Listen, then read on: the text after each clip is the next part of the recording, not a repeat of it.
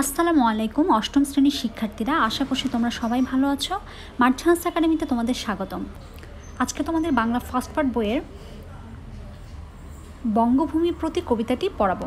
বঙ্গভূমির প্রতি কবিতাটি লিখেছেন মাইকেল মধুসূদন দত্ত। তার আগে একটু বলে নেই, গত ক্লাসগুলো তোমরা যারা দেখোনি অবশ্যই প্লেলিস্টে গিয়ে ক্লাসগুলো দেখে আসবে। বঙ্গভূমির প্রতি কবিতাটি লিখেছেন কবি মাইকেল মধুসূদন দত্ত। রেখুমা দাসের মনে এই মিনতি করি পদে, সাধিতে মনের স্বাদ ঘটে যদি পরমাদ, মধুহীন করোনাগো তব মন কোকনদে। আচ্ছা, এই পার্টটাতে কি বোঝানো হয়েছে তা একটু বলি। এখানে রেখুমা দাসের মনে এই মিনতি করি পদে, মিনতি বলতে এখানে বোঝানো হয়েছে বিনীত প্রার্থনা। মিনতি বলতে এখানে বোঝানো হচ্ছে বিনীত প্রার্থনা। আচ্ছা, এই পুরো কবিতাটাই তোমার বঙ্গভূমির প্রতি অর্থাৎ মাতৃভূমির প্রতি যেই কবির যে একটা মমত্ব বোধ, যে ভালোবাসা, সেই ভালোবাসাটাই এই কবিতার মধ্যে ফুটে উঠেছে। এখানে মা বলতে কবি মাতৃভূমিকে বুঝিয়েছেন, আর নিজেকে কবি মাতৃভূমির সন্তান হিসেবে উপস্থাপন করেছেন। এই দেশের সন্তান হিসেবে কবি মাতৃভূমির প্রতি কবির অনেক আকুতি মিনতি এবং বিনীত কি রয়েছে, প্রার্থনা রয়েছে। সেটা যে দেখো, এখানে বলা হয়েছে সাধিতে মনের স্বাদ ঘটে যদি পরমাদ। পরমাদ কথার অর্থ তোমার ভুল ভ্রান্তি। এখানে কবি বলেছেন তার নিজের স্বাদ মেটানোর জন্য, তার নিজের মনের চাহিদা পূরণ করার জন্য যদি কখনো তার কোনো ভুল ভ্রান্তি হয়ে থাকে, তাহলে মাতৃভূমি যেন তাকে ক্ষমা সুন্দর দৃষ্টিতে দেখে, তার জন্মভূমি তাকে যেন ক্ষমা সুন্দর দৃষ্টিতে দেখে। তাই কবি এখানে বলেছেন যে সাধিতে মনের স্বাদ ঘটে যদি পরমাদ, মধুহীন করোনাগো তব মন কোকনদে। মন কোকনদে বলতে এখানে বোঝানো হয়েছে লাল পদ্ম। কোকনদ বলতে এখানে লাল পদ্মকে বোঝানো হয়েছে। তার স্বদেশকে ভালোবেসেছেন মনে প্রাণে, প্রবাস জীবনে এই ভালোবাসা আরও সুদৃঢ় হয়েছে। তাই কবি স্বদেশকে নিজের মা এবং নিজেকে সন্তান হিসেবে তিনি কল্পনা করেছেন। স্বদেশ যেন তার প্রবাসী এই সন্তানকে কখনো ভুলে না যায়, এই মিনতি আকুতি প্রার্থনা কবির তার জন্মভূমির কাছে। দেখো, এখানে বলা হয়েছে প্রবাসে দৈবের বসে জীব তারা যদি ঘষে, এ দেহ আকাশ হতে নাহি খেত তাহে। এখানে বলা হয়েছে যে প্রবাসে, কবি মাইকেল মধুসূদন দত্ত কিন্তু প্রবাসে ছিলেন। তাই প্রবাসে থাকার কারণেই মাতৃভূমির প্রতি তার যে একটা হৃদয় উজাড় করা যে ভালোবাসা, মাতৃভূমির প্রতি যে টান, সেটা তিনি অনেকভাবেই কী করেছেন, অনুভব করেছেন। মাতৃভূমির প্রতি এই গভীর ভালোবাসা থেকেই তিনি এই কবিতাটি লিখেছেন। মাতৃভূমির কাছে যদি কবি চিরস্মরণীয় হয়ে থাকতে পারেন, তাহলে তার প্রবাস জীবনে মৃত্যু ঘটলো তাতে তার কোনো কি থাকবে না, আক্ষেপ থাকবে না। এই কথাটাই তিনি এখানে বুঝিয়েছেন। দেহ আকাশ হতে নাহি খেত তাহে, এখানে বুঝিয়েছেন কবি যে দেহ থেকে যদি কবির প্রাণও চলে যায়, তাহলে তো কবির কি থাকবে না, কবির কোনো আক্ষেপ থাকবে না। জন্মিলে মরিতে হবে অমরকে কোথা কবে। জন্মিলে আমাদের অবশ্যই কি করতে হবে, মরতে হবে। জন্ম যখন আছে তখন আমাদের মৃত্যু অনিবার্য। চিরস্থির কবে নীর হায়রে জীবন নদে। নদীর পানি কিন্তু কখনো স্থির না, জীবনও ঠিক তেমনি স্থির না।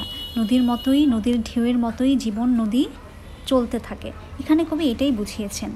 কিন্তু যদি রাখো মনে নাহি মা ডোরির সমনে। এখানে কবি সমনে কথাটার অর্থ মৃত্যুর দেবতা। এখানে কবি বলেছেন মাতৃভূমি যদি তাকে মনে রাখে, তাহলে তিনি মৃত্যুর দেবতাকেও কি কখনো ভয় করবেন না। নেক্সট দেখো, এখানে বলা হয়েছে মক্ষিকাও গলে না গো পড়িলে অমৃত হ্রদে। আচ্ছা, এখানে মক্ষিকা বলতে বোঝানো হয়েছে মাছিকে। এখানে কবি বলেছেন যে কবি প্রবাসে থেকেও তার দেশমাতৃকার মনে স্থান পাওয়ার আশা করেছেন সর্বক্ষণই। মাছি যেমন কি করে অমৃতের সন্ধান করে অমৃতের হ্রদে পড়ে গেলেও মাছি কি হয় না, কখনো গলে যায় না, কবিও ঠিক তেমনি করেই তার দেশমাতৃকার মনে স্থান লাভে মৃত্যুকেও তিনি কি পান না, কখনোই ভয় পান না। ধন্য নরকুলে লোকে যারে নাহি ভুলে, মনের মন্দিরে সদা সেবে সর্বজন, কিন্তু কোনো গুণ আছে যার যাচিব যে তব কাছে, হেন অমরতা আমি কহ গো সেমা জন্ম দে, তবে যদি দয়া করো। এখানে কবি বোঝাতে চেয়েছেন যে মানুষের শ্রেষ্ঠত্ব তখনই স্মরণীয় হয়ে থাকবে যখন মৃত্যুর পরও সে সবার মণিকোঠায় অবস্থান করবে। কবি বিশ্বাস করেন যে পৃথিবীতে জন্মগ্রহণ যখন করেছেন তখন কি করতে হবে, মৃত্যু অবধারিত। কিন্তু সব মৃত্যু একরকম নয়, কিছু মৃত্যু আছে যা জীবনকে আরও বেশি স্মরণীয় করে তোলে, অর্থাৎ জীবনকে কি করে তোলে, ধন্য করে তোলে। মহৎ কর্মের মাধ্যমে মৃত্যুর পরও সাধারণ মানুষের হৃদয়ে বেঁচে থাকার মধ্যেই শ্রেষ্ঠত্ব লাভ করা যায়। মনের মন্দিরে সদা সেবে সর্বজন, এখানে বোঝানো হয়েছে যে মানুষের জীবন তখনই ধন্য হয় যখন সে মানুষের কাছে কী থাকবে, স্মরণীয় হয়ে থাকবে। মহৎ কর্ম করার দিয়েই কিন্তু এটা সম্ভব হয়। মহৎ মানুষকে মানুষের হৃদয়ে অধিষ্ঠিত করে তার গুণগান দিয়ে, তাই না? কবি দেশমাতৃকার স্মৃতিতে নিজেকে অমর করে রাখতে চান, কিন্তু তার ধারণা এমন কোনো গুণ তার নেই যার বলে তিনি অমরত্ব লাভ করবেন। বিষয়টি উপলব্ধি করেই দেশপ্রেমিক কবি শ্যামল জন্মভূমির কাছে প্রশ্ন রেখেছেন। তিনি বলেছেন, হেন অমরতা আমি কহগ সেমা জন্ম দে।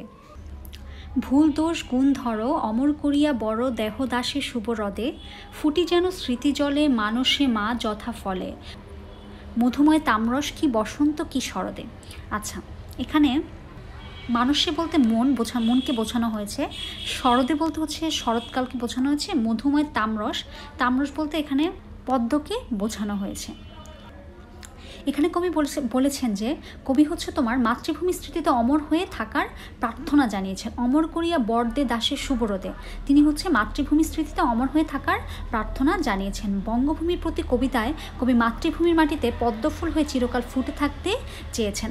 এই জন্যই তিনি মাতৃভূমিকে মা সম্বোধন করে সে মায়ের কাছে বারবার আশীর্বাদ কামনা করেছেন, বারবার বিনীত প্রার্থনা করেছেন যেন তিনি জন্মভূমির স্মৃতিতে অমর হয়ে থাকতে পারেন। তিনি বলেছেন, ফুটি যেন স্মৃতি জলে। তার মানে দেশমাতৃকার প্রতি কবির যে গভীর ভালোবাসা সেটা তিনি এখানে পোষণ করেছেন। এই জন্য তিনি প্রবাসে অবস্থান করলেও তিনি সবসময় তার মাতৃভূমিকে স্মরণ করেন। কবি চান দূরে থাকলেও দেশের মানুষ যেন তাকে কখনো ভুলে না যায়, তিনি যেন দেশের মানুষের স্মৃতিতে সতত জাগরুক থাকতে পারেন। প্রবাসে থাকা সত্ত্বেও মাতৃভূমির প্রতি কবির যে একটা গভীর ভালোবাসা, হৃদয় উজাড় করা যে ভালোবাসা, সেটাই এখানে প্রকাশ পেয়েছে। তিনি দেশকে ভালোবেসে দেশমাতৃকার হৃদয়ে স্থান পাওয়ার জন্য তিনি ব্যাকুল হয়েছেন। তিনি মৃত্যুর পরেও দেশের মানুষের হৃদয়ে বেঁচে থাকতে চেয়েছেন। দেশের প্রতি গভীর ভালোবাসাই এই আকুলতার প্রধান কারণ। চিরকাল জন্মভূমির স্নেহ ছায়ায় থাকতে চান বলেই জন্মভূমির প্রতি তিনি অমরত্ব লাভের তার আকুতি মিনতি। খুব সুন্দর একটি চমৎকার কবিতা। চলো আমরা এখন এই কবিতার শব্দার্থগুলো একটু জেনে নেই। মিনতি বিনীত প্রার্থনা, পরমাদ প্রমাদ ভুল ভ্রান্তি, কোকোনদ লাল পদ্ম নীর পানি জল সমন মৃত্যুর দেবতা, মক্ষিকা মাছি শ্যামা জন্মদে শ্যামল জন্মভূমির অর্থে, বর আশীর্বাদ মানস মন তাম্রস পদ্ম শরদে শরৎকাল বোঝাতে। আচ্ছা, পাঠ পরিচিতিটা আমরা একটু পড়ে নেই। এখানে কবি মাইকেল মধুসূদন দত্ত রচিত কয়েকটি গীতি কবিতার একটি বঙ্গভূমির প্রতি, এই কবিতার স্বদেশের প্রতি কবির যে শ্রদ্ধা এবং একাগ্রতা সেটা তীব্রভাবে প্রকাশ পেয়েছে। দেশকে কবি মা হিসেবে কল্পনা করে নিজেকে ভেবেছেন তার সন্তান। প্রবাসী মধুসূদন দত্ত ভেবেছেন মা যেমন সন্তানের কোনো দোষ মনে রাখে না, দেশমাতৃকাও তার সব দোষ কী করে দেবেন, ক্ষমা করে দেবেন। তার মানে তিনি তার নিজের স্বাদ পূরণ করার জন্য তার যদি কখনো ভুল ভ্রান্তিও হয়ে থাকে তিনি আশা করেন যে তার জন্মভূমি তাকে ক্ষমাসুন্দর দৃষ্টিতে দেখবেন। অবশ্যই তিনি বিনয়ের সঙ্গে এও বলেছেন যে তার এমন কোনো মহৎ গুণ নেই যে কারণে তিনি স্মরণীয় হতে পারেন। বিনয় কবিতায় দেশমাতৃকার কাছে এই বলে প্রণতি জানাচ্ছেন তিনি যেন মাতৃকার স্মৃতিতে পদ্ম ফুলের মতোই ফুটে থাকেন। এই গল্পের কবি পরিচিতিটা আমরা একটু পড়ে নিই। এখানে মাইকেল মধুসূদন দত্ত বাংলা সাহিত্যের অন্যতম একজন লেখক। তিনি মহাকাব্য, গীতিকাব্য, সনেট, পত্রকাব্য, নাটক, প্রহসন ইত্যাদি রচনা করে চিরস্মরণীয় হয়ে আছে। শৈশব থেকে তার মনে কবি হওয়ার যে তীব্র বাসনা ছিল, তিনি মনে করেছিলেন বিলেত না গেলে কখনো কবি হওয়া যাবে না। নামের আগে মাইকেল শব্দটি যুক্ত হয়ে তিনি যখন খ্রিস্ট ধর্ম গ্রহণ করেন তখন তার নামের আগে মাইকেল শব্দটি যুক্ত হয়। তিনি এছাড়া বিভিন্ন ভাষায়ও পারদর্শী ছিলেন। আচ্ছা, সবচেয়ে ইম্পর্টেন্ট যে বিষয়টা, বাংলা ভাষার প্রথম মহাকাব্য হচ্ছে মেঘনাদ বধ কাব্য, যেটা কে রচনা করেছেন, মাইকেল মধুসূদন দত্ত। এছাড়া তার রচিত আরও কিছু প্রহসন, সেটা ছিল একেই কি বলে সভ্যতা, বুড়ো সালিশের ঘাড়েরও, নাটক হচ্ছে শর্মিষ্ঠা, পদ্মাবতী, কৃষ্ণকুমারী, আর পত্রকাব্য হচ্ছে বীরাঙ্গনা। চতুর্দশপতি কবিতাবলী নামে তিনি একটি সনেট সংকলনও তিনি রচনা করেছেন। তাহলে এই চতুর্দশপতি কবিতাবলীর যে সনেট যে সংকলন করেছেন, এটি কে করেছেন, মাইকেল মধুসূদন দত্ত। তিনি 1824 খ্রিস্টাব্দে যশোরের সাগরদাড়ি গ্রামে জন্মগ্রহণ করেন এবং 1873 খ্রিস্টাব্দে তিনি কলকাতায় মৃত্যুবরণ করেন। তাহলে সবচেয়ে ইম্পর্টেন্ট যে বিষয়টা সেটা হচ্ছে যে বাংলা ভাষায় মহাকাব্য, প্রথম মহাকাব্য যে মেঘনাদ বধ কাব্য, এটি হচ্ছে কে রচনা করেছেন, মাইকেল মধুসূদন দত্ত। তার কিছু প্রহসন, তার কিছু নাটক, এগুলো হচ্ছে তোমরা পড়ে নেবে। নেক্সট চলো আমরা এই অধ্যায়ের এমসিকিউগুলো একটু সলভ করে নেই। মক্ষিকা সমার্থক শব্দ কোনটি, মাছি। নরকুল ধন্যকে যিনি কৃত্তিমান, দেখো এখানে দুইটা চরণ দেওয়া হয়েছে। ওমা তোমার চরণ দুটি বক্ষে আমার ধরি, আমার এই দেশেতে জন্ম যেন এই দেশেতে মরি, বাংলার হাওয়া বাংলার জল হৃদয়ে আমার করে সুশীতল। আচ্ছা, কবিতাংশে বঙ্গভূমির প্রতি কবিতার কোন চরণটির ভাব প্রকাশ পেয়েছে? এটি হবে তোমার খ নাম্বার, রেখো মা দাসরে মনে মিনতি করি পদে। নেক্সট হচ্ছে বঙ্গভূমির প্রতি কবিতাটির মতো খ কবিতাংশ প্রকাশ পেয়েছে স্বদেশের প্রতি অনুরাগ, স্বদেশের প্রতি গভীর শ্রদ্ধাবোধ, প্রশান্তি। 1, 2, 3, 4 নাম্বারটা হবে। আচ্ছা, নেক্সট চলো আমরা হচ্ছে এই অধ্যায়ে সৃজনশীল কোশ্চেনটা একটু সলভ করে নেই। নেক্সট চলো আমরা এই অধ্যায়ে সৃজনশীল প্রশ্নটি সলভ করে নেই। আবার আসিব ফিরে ধানসিঁড়িটির তীরে এই বাংলায়, হয়তো মানুষ নয় হয়তো বা শঙ্খচিল শালিকের বেশে, হয়তো ভোরের কাক হয়ে এই কার্তিকের নবান্নের দেশে, কুয়াশার বুকে ভেসে একদিন আসবো এই কাঁঠাল ছায়ায়। মরিতে চাহি না আমি সুন্দর ভুবনে, মানবের মাঝে আমি বাঁচিবারে চাই, এই সূর্য করে এই পুষ্পিত কাননে, জীবন্ত হৃদয়ে মাঝে যদি স্থান পাই। কে? ফার্স্ট কোশ্চেন দেখো, বাংলা ভাষায় রচিত প্রথম মহাকাব্যের নাম কি? বাংলা ভাষায় রচিত প্রথম মহাকাব্যের নাম মেঘনাদ বধ কাব্য। কবি বর প্রার্থনা করেন কেন? ব্যাখ্যা করো। দেশমাতৃকা স্মৃতিতে জেগে থাকার জন্য কবি বর প্রার্থনা করেন। স্বদেশের প্রতি ভালোবাসা একটি স্বাভাবিক এবং চিরন্তন বিষয়। একই ভাবনা থেকে কবি দেশমাতৃকার বন্দনা করেছেন। কবির একান্ত ইচ্ছে স্বদেশ মাতা যেন কবিকে তার হৃদয়ে স্থান দেয়। পদ্মফুল যেমন সরোবরে ফুটে থাকে, কবিও তেমনি দেশমাতার স্মৃতিতে ফুটে থাকতে চান। এই কারণেই তিনি বর প্রার্থনা করেন। নেক্সট কোশ্চেন, উদ্দীপকের প্রথম কবিতাংশের আলোকে ফুটি যেন স্মৃতি জলে চরণটির ব্যাখ্যা করো। উদ্দীপকের প্রথম কবিতাংশে এবং ফুটি যেন জলে চরণের উভয় ক্ষেত্রে স্মৃতির পাতায় টিকে থাকার আবেদন প্রকাশ পেয়েছে। প্রদত্ত কবিতাতে কবি মাইকেল মধুসূদন দত্ত মাতৃভূমিকে অনুরোধ জানিয়েছেন তাকে স্মরণ রাখতে। তিনি স্মৃতি হয়ে বারবার মাতৃভূমির হৃদয়ে থাকতে চান। তিনি জন্মভূমির প্রতি তাই অনুরোধ করেছেন, পার্থিবভাবে নয়, স্মৃতিতে যেন তাকে টিকিয়ে রাখা হয়। উদ্দীপকের চরণগুলোতে কবি মৃত্যুর পরেও মানব মনে বেঁচে থাকার আশা ব্যক্ত করেছেন। নশ্বর পৃথিবীতে কবি নিজেকে নশ্বর যেন অবিনশ্বর হয়ে থাকতে চান পৃথিবীর মাঝে। তিনি মানব মনের স্মৃতির মাঝে ঠাঁই চান তার কাজের বা ভাবের মধ্য দিয়ে। ঠিক মাইকেল মধুসূদন দত্ত যেন উক্ত চরণটির মাধ্যমে একই বার্তা ছড়িয়ে দিতে চেয়েছেন। দ্বিতীয় কবিতাংশ ও বঙ্গভূমির প্রতি কবিতার মূল সুর একই, তুমি কি একমত? যুক্তিসহ উত্তর দাও। উদ্দীপকের দ্বিতীয় কবিতাংশ এবং বঙ্গভূমির প্রতি কবিতা উভয় ক্ষেত্রে হচ্ছে মাতৃভূমির প্রতি গভীর ভালোবাসা প্রকাশিত হয়েছে। বঙ্গভূমির প্রতি কবিতায় কবি দেশের প্রতি শ্রদ্ধা জানিয়ে দেশকে মা রূপে কল্পনা করেছেন।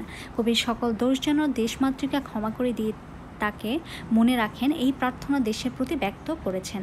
উদ্দীপকে উল্লেখিত দ্বিতীয় কবিতাংশে কবি দেশকে ভালোবেসে মৃত্যুর পরেও দেশের মানুষকে হৃদয়ে বেঁচে থাকতে চান।